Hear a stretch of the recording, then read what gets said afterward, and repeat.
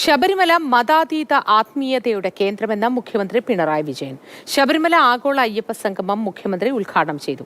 ഉദ്ഘാടന പ്രസംഗത്തിൽ ഗീതാ ശ്ലോകം ചൊല്ലിയ മുഖ്യമന്ത്രി അയ്യപ്പ സംഗമവുമായി യഥാർത്ഥ ഭക്തർ സഹകരിച്ചെന്ന് അവകാശപ്പെട്ടു. നിക്ഷിപ്ത താൽപര്യക്കാർ സംഗമം തടയാൻ ശ്രമിച്ചെന്നും സുപ്രീംകോടതി തന്നെ അത് തള്ളിക്കളഞ്ഞുവെന്നും മുഖ്യമന്ത്രി പറഞ്ഞു.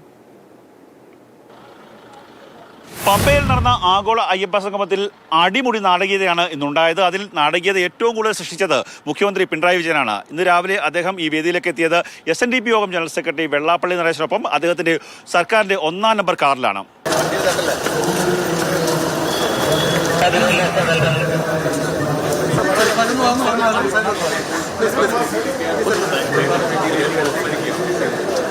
വേദിയിലേക്ക് എത്തിയ മുഖ്യമന്ത്രിയെ ആദ്യം സ്വീകരിച്ചത് മാറ്റി നിർത്തപ്പെട്ട തന്ത്രി കണ്ഠരര് മോഹനരാണ്.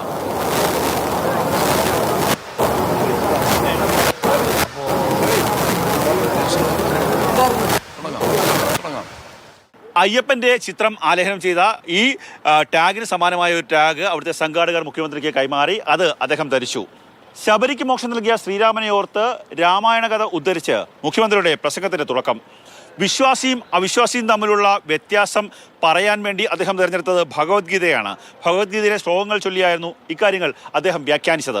അദ്വേഷ്ട സർവഭൂതാനാം മൈത്ര കരുണ ഏവജ, ഒന്നിനെയും ദ്വേഷിക്കാത്തവനും എല്ലാത്തിനും മിത്രമായിരിക്കുന്നവനും എല്ലാവരിലും ദയയുള്ളവനും സുഖദുഃഖങ്ങളിൽ ഭാവഭേദമില്ലാത്തവനും എന്തും ക്ഷമിക്കുകയും സഹിക്കുകയും ചെയ്യുന്നവനും ആയിരിക്കും ഭക്തൻ എന്നതാണ് ആ ഗീതാ നിർവചനം. ശ്രീനാരായണ ഗുരു അടക്കമുള്ള നവോത്ഥാന നായകരെ ഉദ്ധരിച്ച് അദ്ദേഹം ശബരിമലയുടെ വികസനത്തിലേക്ക് കടന്നു. ദേവസ്വം ബോർഡിന് സർക്കാർ പണം നൽകുന്നുവെന്നതുകൂടി കാണേണ്ടതായിട്ടുണ്ട്.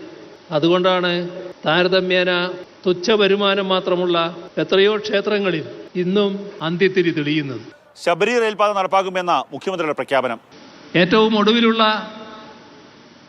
ചർച്ചയിലും